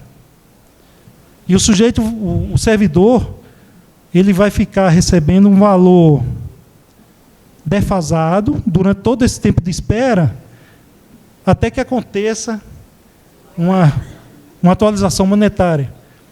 Esse aumento de padrões também apresenta essa dificuldade, já que ele demora muito para ser integralizado. Integralizado quer dizer, até que algum servidor receba o valor máximo. Então, a integralização só ocorre nesse contexto. Enquanto ninguém receber o valor máximo, o plano não é integralizado. Só que com o aumento de padrões demora muito para chegar lá, para depois se pensar em atualização monetária e ter todo aquele processo legislativo. Não vai. Negociação com o STF. Não há garantia que o STF de cara vá permitir uma atualização completa, que eu acho que, inclusive, houve uma 18%, 19%, mas foi inferior às efetivas perdas, né? Ainda está devendo. Se passar de 13 para 25, nós vamos ficar 12 anos parados. Parado. Corrido pela inflação. É corrido pela inflação. E tem mais um detalhe. O conceito de juros. Alguém pode dizer o que significa juro? À luz da matemática financeira? Assim, pode... O que é juro? Qual o conceito? É uma compensação, uma recompensa pelo uso do capital alheio durante o tempo. Então, por exemplo, você tem R$2.000, empresta para alguém durante 5 meses. É justo que esse alguém, daqui a 5 meses, pague os mesmos R$2.000? Não, porque ele usou o seu capital durante 5 meses, você ficou impedido de aumentar a sua riqueza durante esses 5 meses. Então, você tem direito a uma recompensa que se chama juros. Quando você aumentar o número de padrões, nessa hipótese para 25, você tem uma tabela aprovada, mas o servidor não vai dispor daquele dinheiro automaticamente. Vai esperar durante muito tempo para poder dispor daquele valor máximo. Isso, na prática, seria o equivalente a os servidores emprestarem dinheiro à administração durante muitos anos e só depois a administração deve devolver para o servidor sem pagar juro algum. Só o fato de esperar 12 anos para poder ter aumento Já é o suficiente. Então, um aumento de níveis, ele desafia o conceito de juros também. Bom, basicamente é isso. Ia ter outras coisas, mas não quero cansar vocês. Acho que isso é o suficiente. Obrigado. Só um minutinho. Então, nós vamos passar para as perguntas, ok? Gente, deixa eu só mencionar para vocês. Na programação, se vocês tiverem boa vontade aí para olhar, foi colocado de 13h30 a 14h30, 1 hora, para abordar 4 itens de alta relevância dos técnicos, sendo que as atribuições, do meu ponto de vista, é o mais principal. E eu quero falar do técnico judiciário porque não é assim, o técnico está tomando uma rasteira.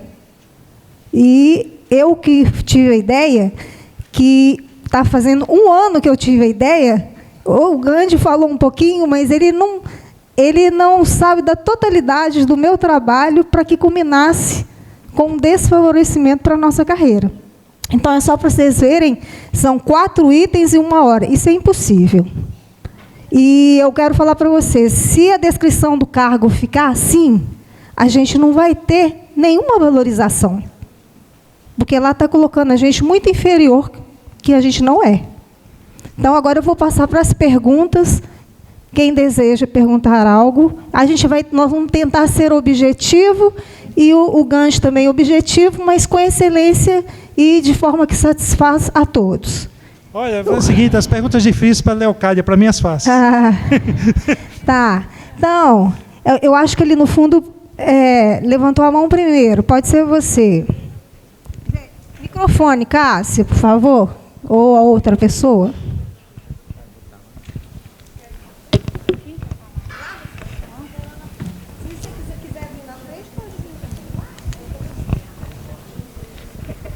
Gandhi, boa tarde, tá bom? Eu compreendo perfeito, você botou de forma muito clara, que para todos nós é muito mais benéfico permanecer como a proposta foi aprovada. São 13 padrões e assim, não tem discussão. Para nós é o melhor dos mundos. É justo comigo, que já estou na segunda metade da carreira, mas sou novo. É justo com os colegas que já deram uma vida, né, para esse PJU. É justo com todo mundo, com os aposentados, com os na ativa, com todo mundo. Só que nós temos agora 43, salvo melhor juízo, acordos firmados entre o Executivo e os cargos do Executivo Federal. Na avassaladora maioria desses acordos, as carreiras que já não estavam com 20 padrões, agora estão. Não porque se discuta que é menos ou mais benéfico, porque, efetivamente, aumentar padrão é menos benéfico para em qualquer contexto. Contudo, não há, pelo menos essa é a expressão que vige aí em todo lugar, não há orçamento possível que se discuta de forma clara de onde é que vai sair 20 bilhões para pagar, vamos dizer assim, 3 e 4 parcelas, a proposta que nós aprovamos, da forma como ele está, com 13 padrões. E em alguns lugares, né, em vários desses fóruns que a gente vê na internet, nos grupos de WhatsApp, a questão do aumento de padrões para 20, porque 25 é um absurdo, se pauta também na ideia de que você aumentando o tempo da carreira, você diminui o impacto disso no tempo, o impacto desse gasto no tempo. E você consegue, dessa forma, diminuir o impacto orçamentário disso na execução. Então, permite se discutir de alguma maneira ou de outra alguma vantagem econômica mais viável. Porque, com muita sinceridade, eu não consigo verificar, e alguns colegas também não o conseguem, que o impacto de 20 bilhões ou mais de 20 bilhões, como os 13 níveis, vai ser possível. Não porque esse dinheiro não existe, lógico que ele existe, ele está em algum lugar. Mas porque ele não vai ser permitido a nós conseguirmos, com 13 níveis, e eu não estou, pelo amor de Deus, eu não estou discutindo que tem que se falar que tem que ser 20, tem que ser 20. Não, para mim, inclusive, tem que ser 13. Mas então a gente devia estar discutindo também onde é que a gente vai achar esse dinheiro. Para explicar, são 13 níveis e o dinheiro necessário para implementar o plano está aqui, aqui e aqui. Porque se não for assim, a gente vai fazer uma discussão necessária, importante, que, né, permeia a vida, não só profissional, mas pessoal de todos nós, mas vai chegar no Congresso e isso não vai ser levado em consideração. Entende? Então, a questão que eu penso é a dificuldade que nós temos de manter os 13 níveis no ponto orçamentário. Onde é que a gente vai achar o dinheiro necessário para implementar? Em 3, 4 parcelas, como via de regra, têm sido, né, implementadas os outros planos anteriores. O Gancho, deixa eu só dar uma palavrinha. Você me permite eu dar uma palavrinha? Eu, atualmente, estou aposentada. E eu abracei a causa do fim da taxação previdenciária, que é uma taxa que é cobrada de todos os servidores que já aposentaram. Na realidade, não é uma taxação, é um confisco. Então, normalmente, quando eu chego para qualquer autoridade abordando que é injusta a taxação, eles perguntam para mim assim, qual é o impacto orçamentário? E eu respondo com uma pergunta. Qual é o impacto orçamentário no bolso do aposentado desses mais de 20 anos de contribuição? Eles ficam calados. E outra coisa, todo direito que a gente perde é exponencialmente, mas é muitas vezes mais difícil do que a gente tentar impedir essa perda de direito. Então, eu estou falando porque, com relação à taxação, ela era para ela vigorar por um tempo. É claro que o governo não quer perder a receita, né? E isso não é só de nós, servidores federais, são vários. É mais de 6 bi que eles vão perder. Então, o que eu sugiro todo mundo pensar, para as emendas, existe dinheiro para pagar as emendas? Tem, não tem? Agora, a mesma coisa, gente. Eu lembro de um tempo atrás, com relação ao teto, quem é da Justiça Federal pode confirmar, começou a ter uma redução da despesa. Sabe onde que caiu a redução da despesa? Foi no estagiário primeiro, foi no servente, no porteiro.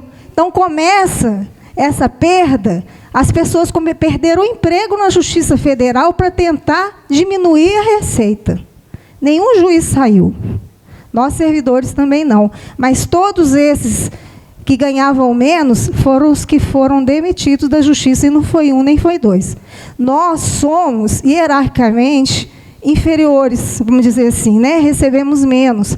Então, eles vão jogando isso em cima da gente. A mesma coisa entre nós, os técnicos, os auxiliares, né? A gente tem um exemplo, o que os auxiliares são hoje no Citraem, que são pouquíssimos. Quase que mais de 3 pessoas, dá para mencionar quantos são. Nós somos os segundos.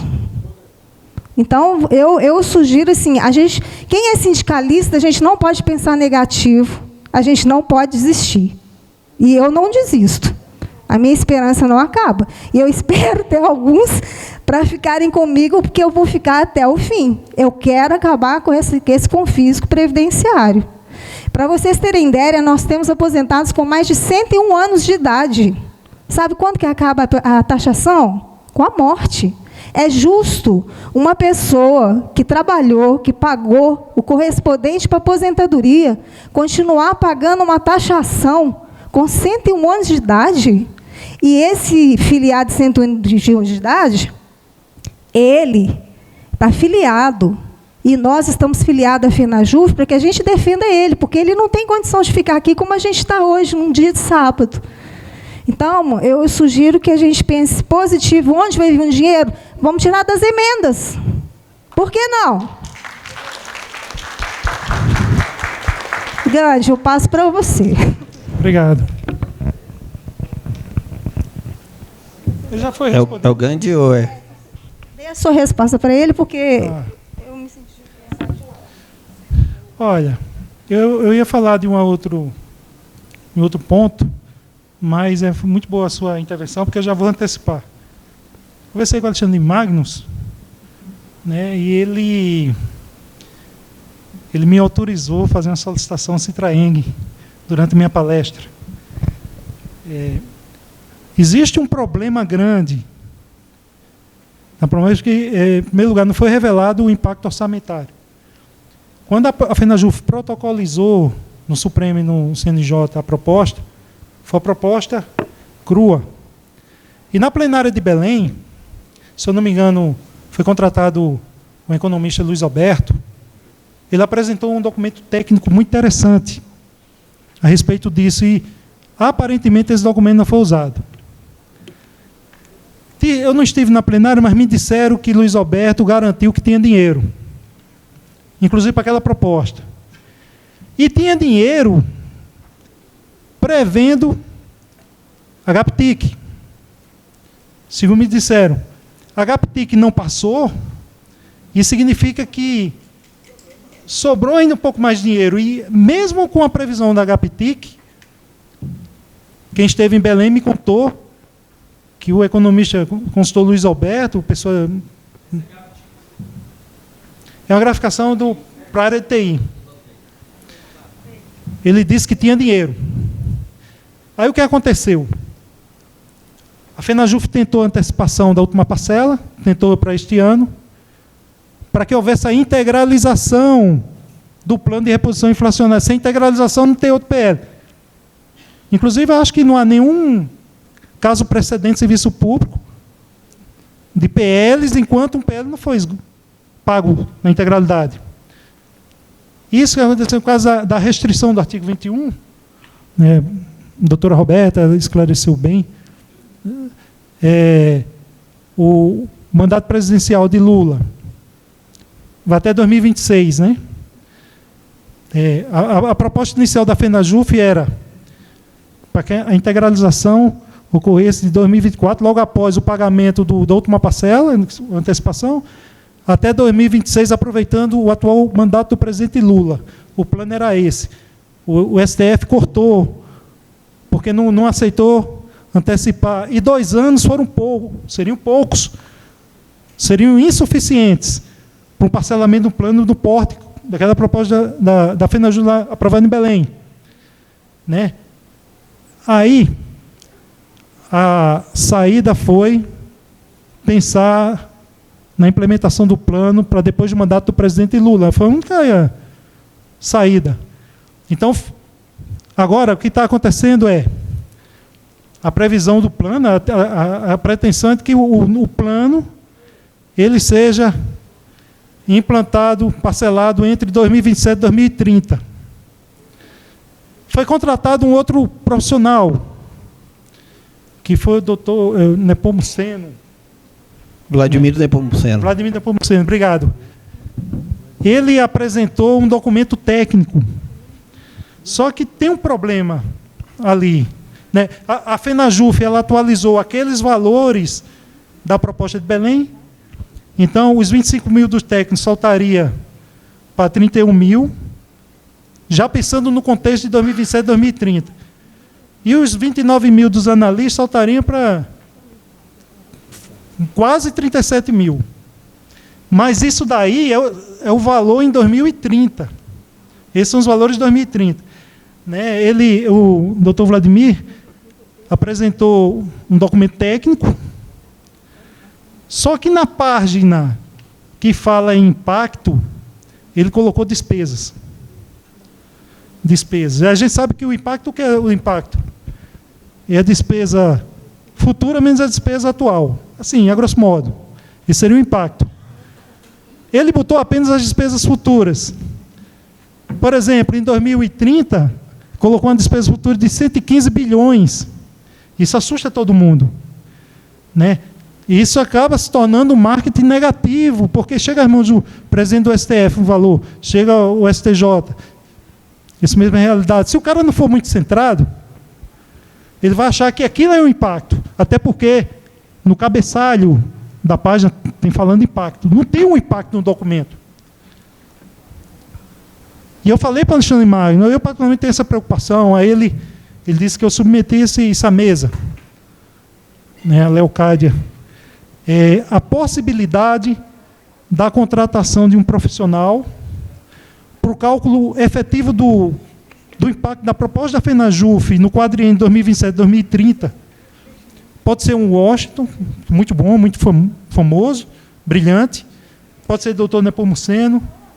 Eu não sei como é que está a relação com Luiz Alberto. Aí Quer que eu responda? Nós temos um tópico aqui que é a apresentação de propostas. Aí a gente colocaria nesse tópico, ok? Tá? Entendeu? A gente não vai responder agora. Vamos terminar as suas perguntas e isso vai ficar para a proposta. O TEA se prontificou a fazer esse cálculo, né? Mas o ideal é que vocês contratem alguém famoso, porque existe um negócio na filosofia chamado de critério de autoridade. E esse pessoal que é muito acostumado a lidar com o sindicalismo, ele vai ter uma aceitação maior, um documento elaborado por eles. Mas, independente de eu fazer, eu já antecipei aqui os desafios, né? Essa questão dos dados, mas eu posso aproveitar os dados de Lisoberto, porque o documento que ele elaborou é muito completo. Mas tem aquela questão da dinâmica da progressão, que está, se eu não me engano, no artigo 5º da Lei 11.416. Todo ano há uma progressão. Então, a gente tem que olhar essa dinâmica até 2030. E tem também os novos entrantes, os futuros servidores, que a gente não tem como prever. Aí eu teria que recorrer, um negócio de matemática, cadeias de Markov, mas só se houver um padrão probabilístico. Se houver padrão probabilístico, quando há, a cadeia de Markov permite uma previsão do futuro. Existe esse recurso na matemática. Mas se não houver a inclusão desse item, a previsão de novos futuros servidores, não vai ser tão relevante, porque os futuros servidores não vão pesar tanto no orçamento. Mas a progressão tem que ser levada em conta. É isso. Então vamos, o próximo, teve um aqui na frente que tinha levantado a mão primeiro, depois ela tinha levantado da primeira vez que eu perguntei, ok? Então vai a Valquíria e vamos tentar, tanto a pergunta quanto a resposta, ser mais objetivo, para que a gente possa contemplar todos, ok? Você falou sobre os padrões, que realmente tem que manter e tudo. Você falou dos 13 padrões e falou que realmente tem que manter mais vantagens, você explicou tudo, né? A gente nem entendeu. Agora, a minha dúvida é o seguinte, mesmo mantendo esses 13 padrões dentro do orçamento, é claro, como ficaria a situação para a gente encerrar com esse abismo que existe entre o técnico e o analista para retornar e ter o 185,70? Isso estaria dentro da conta que a FENAJUF fez para poder caber no orçamento? Esse cálculo, aplicando o 185,70, foi feita essa conta dentro do orçamento, incluindo a nossa antiga chamada, né, sobreposição? Sim. Vou até repetir o que eu falei. Quem esteve na plenária me disse que o Luiz Alberto, consultor econômico que fez o documento técnico, ele alertou que cabia no orçamento. Isso para o triênio, 2024 a 2026, naqueles valores aprovados em Belém do Pará. Ele falou que era possível isso, né? Então, assim, a informação que eu tive foi essa. Que o Luiz Alberto, esse pessoal, né, Luiz Alberto, Washington e o Vladimir, é um pessoal muito enfronhado, inclusive em dados oficiais. São as pessoas certas para elaborar um documento. Então, o cara assegurou, me disseram que ele assegurou que haveria. Sim. Pronto, foi a proposta que ele levou em consideração. Gente, agora vamos terminar as inscrições. Próximo a você. Ei, Gandhi, acho que a gente já conversou um pouquinho, né? Lá no seu grupo também, já trocamos algumas conversas até no privado. E assim, eu já disse que eu já sou um analfabeto em matemática, não entendo, até conseguir entender um pouquinho do que você quis nos explicar aqui.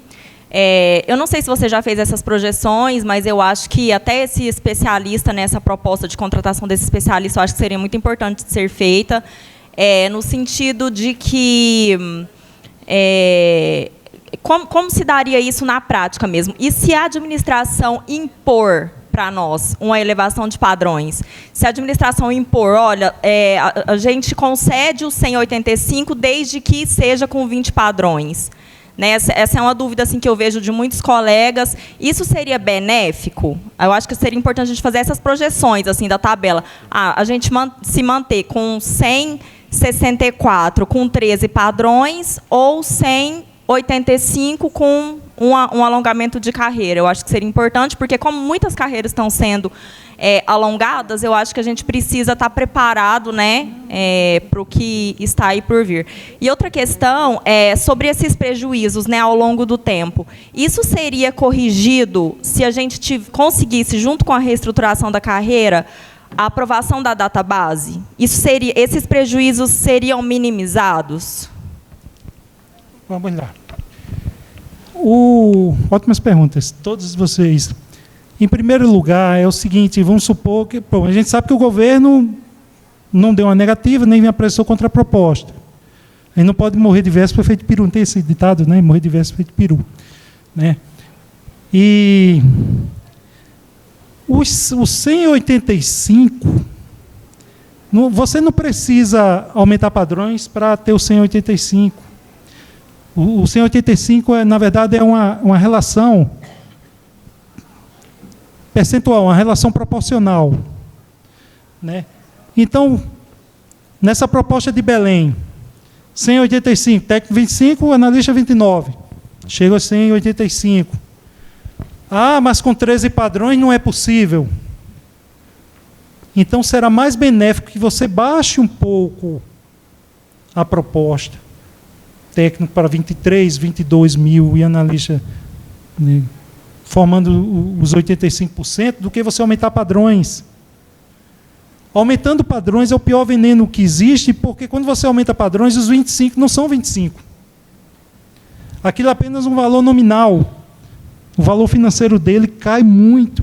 E a pior realidade, para o futuro servidor, é devastador. Né? Para o aposentado é muito perigoso. Porque o aposentado ele não tem mobilidade na tabela. Tem um pessoal prometendo, inclusive, progressões sucessivas. Não, basta fazer progressões sucessivas, as coisas não são assim. O aposentado ele está seguro com 13 padrões. Então você vai tirar o sossego do aposentado, né? O aposentado está tranquilo lá com 13 padrões. Ah, não vou aumentar padrões, vai ter progressão sucessiva. E se o STF não concordar com a progressão sucessiva? Ah, quer aumentar? Então vamos mandar assim mesmo, sem progressão sucessiva. E se o processo legislativo não concordar, o Congresso Nacional não concordar em fazer essas progressões sucessivas, o presidente da República não sancionar, disse, não, eu sanciono, mas tem que tirar essa progressão sucessiva. Deve ser prejudicar eternamente o aposentado. Né? Então, é basicamente isso. Você não precisa aumentar padrões para ter um 185. Porque, por exemplo, num contexto de 20 padrões, se você baixar de 25 mil técnico para 22, ainda assim vai ser vantajoso do que aumentar mais 7 padrões. Do ponto de vista financeiro, ainda vai ter uma vantagem imensa.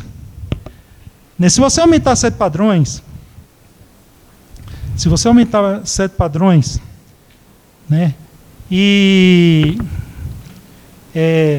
colocar 25 mil no padrão mais elevado, esse 25 mil vai cair para uns 16, 17 mil reais.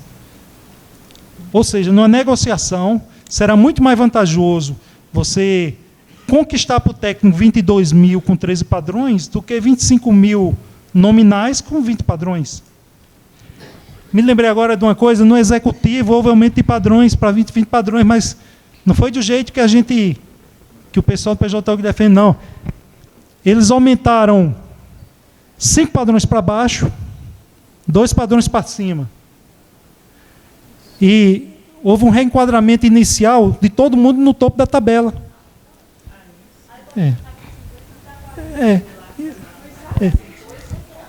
Quem entra pelo cano é o futuro servidor, nesse caso. Só o futuro. Aumento de padrões prejudica alguém. Alguém vai ser prejudicado. Manutenção de 13 padrões, ninguém se prejudica. Posso? Gente, eu lembro que tinha uma pessoa aqui e tinha uma no final. Vocês foram também respondidos? Tá. Então, Licença. não, é porque ela tinha pedido primeiro, Nélia. Pode vir você.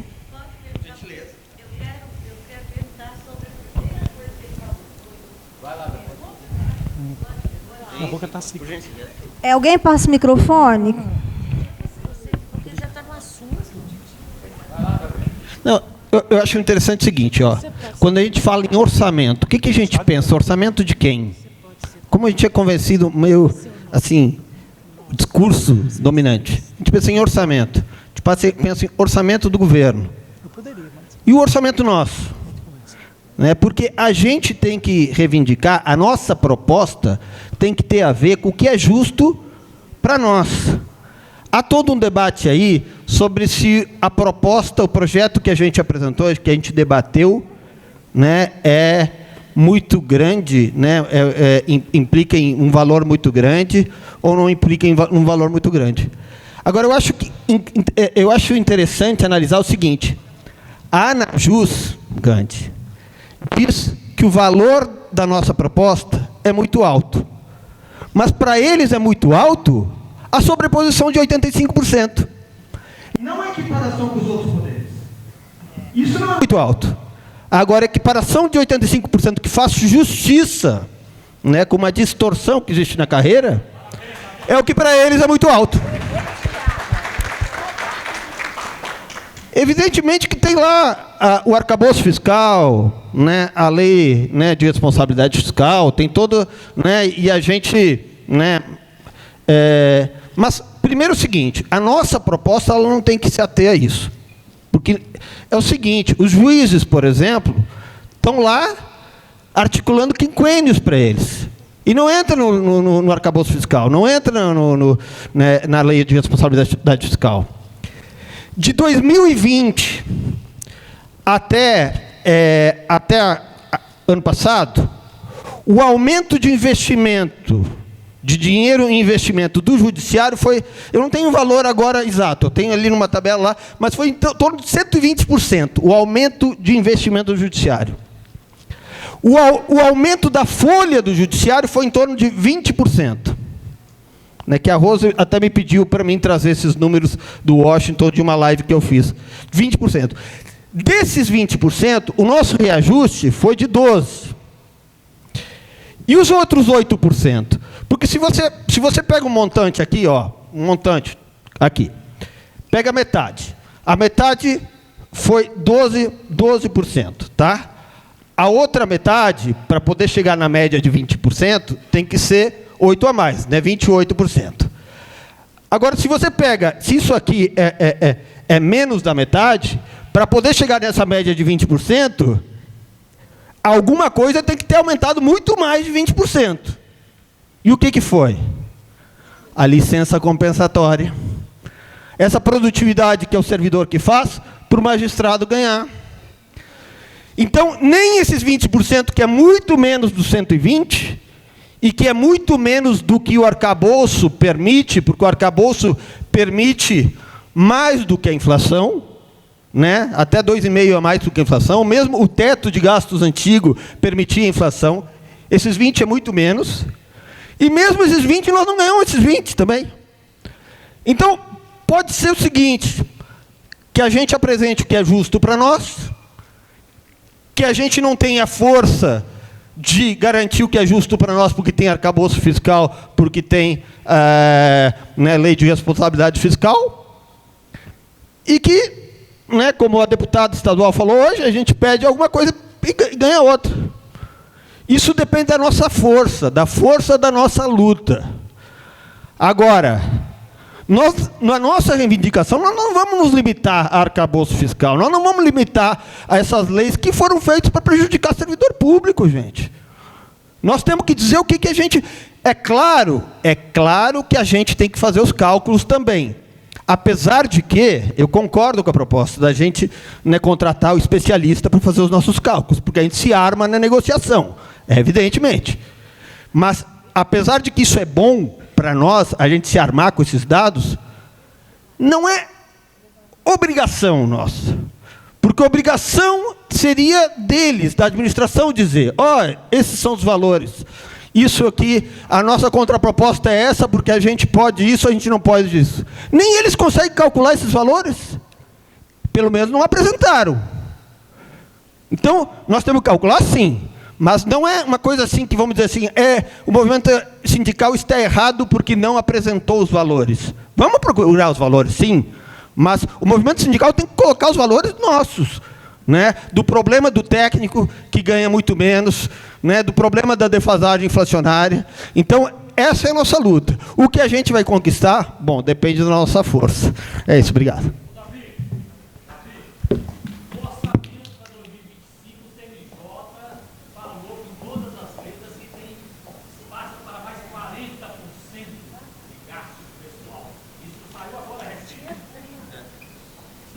Mais 40%, né? É isso, CNJ. Olha só para terminar, gente, desculpa, só para terminar.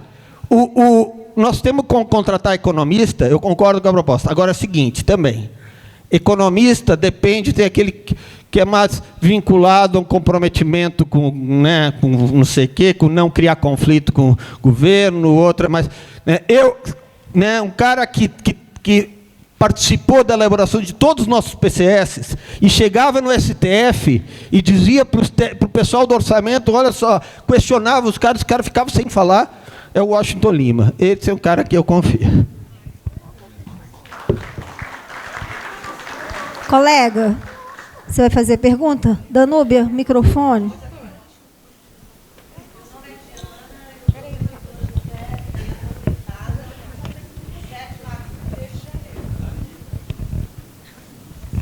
Oi, meu nome é Diana, sou servidora do TRT, Sete Lagoas, aposentada.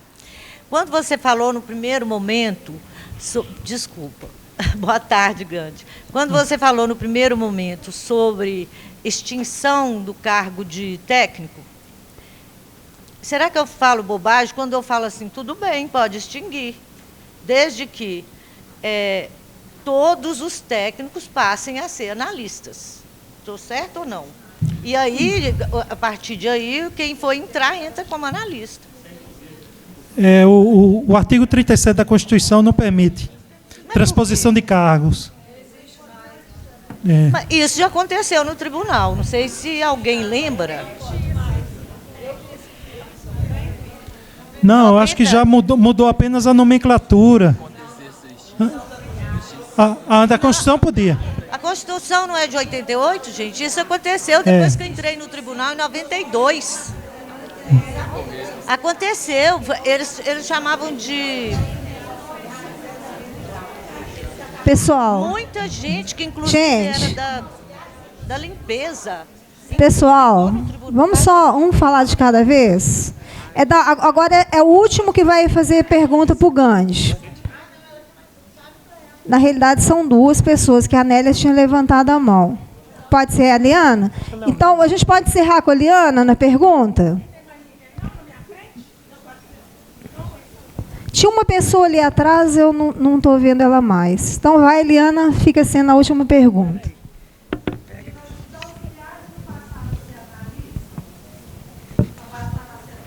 Não, era a atendente, que virou atendente, que era a 8ª série, virou auxiliar, que era 2º grau, inclusive do salário.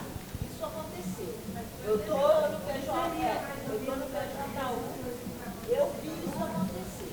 Meu colega fez concurso de atendente e virou auxiliar sem fazer concurso. E o salário foi para o de auxiliar. Difícil é para Leocádia. Essa pergunta é difícil para ela. Vamos lá, a última pergunta. Então, ouvi atentamente, aprendi muito, né? Matemática financeira é muito complexa mesmo, mas deu para entender. Agora, eu só quero falar o seguinte, não é o momento, porque vamos ter o espaço para as propostas. Eu inscrevi uma proposta que é fruto de uma solicitação que eu fiz no dia 27 de janeiro de 2024, porque eu percebia que assunto de carreira, orçamento e finanças públicas, isso não é para qualquer um. Eu acho que tem que ser especialista, tem que ser um profissional que tenha formação para nos dar um embasamento técnico. E como isso, não fomos atendidos, um grupo fez esse pedido. Não fomos atendidos. Hoje, nesse espaço que estamos tendo, que está sendo muito importante para nós, e foi com muita luta que conseguimos estar aqui hoje, nós estamos fazendo a proposta, eu e Valquíria, solicitando ao Citraeng, e isso já desde janeiro, né? Então hoje a gente só vai colocar em forma de proposta, porque já fizemos em requerimento, solicitando um especialista. E hoje nós temos ainda mais uma situação que reforça a gente ter um especialista para discutir com a base, porque a FENAJUF está provocando os sindicatos, as entidades sindicais pertencentes à federação, para fazer estudo, discussões com a base, de temas complexos, que são esses que nós acabamos de assistir a palestra do Gandhi aqui. Então, eu acho que é essencialmente um especialista para debater as questões que estão no foro de carreira, os desdobramentos que estão ocorrendo lá, e como a FENAJUF está dando essa oportunidade dos sindicatos se reunir com a base, né, os sindicatos reunirem com a base, nós temos que ter um parecer técnico, um especialista para discutir junto conosco. Agora, no meu pedido, e eu queria até depois pegar a assinatura de todos os técnicos que concordam com essa minha proposta, eu peço que seja um especialista sem viés político, imparcial, isento, porque nós queremos discutir nossos temas com justiça, prioridade, urgência e seriedade. E excelência. E excelência, porque o especialista fará isso para nós. Então, é isso que eu queria falar. Tá. Eu tenho até pessoas para indicar. Já entrei em contato com o Washington, né? E tem uma outra pessoa para indicar. Aí, depois, o sindicato terá a oportunidade de analisar a proposta e nos dar a resposta. Sim. Tá então, bom? aí vamos deixar isso, então, para as propostas. Tá. Mas só para dizer que nós estamos nessa luta desde janeiro. E você sabe disso. Gente, então vamos aplaudir o Gandhi, que veio lá da Paraíba, para trazer informações para a gente.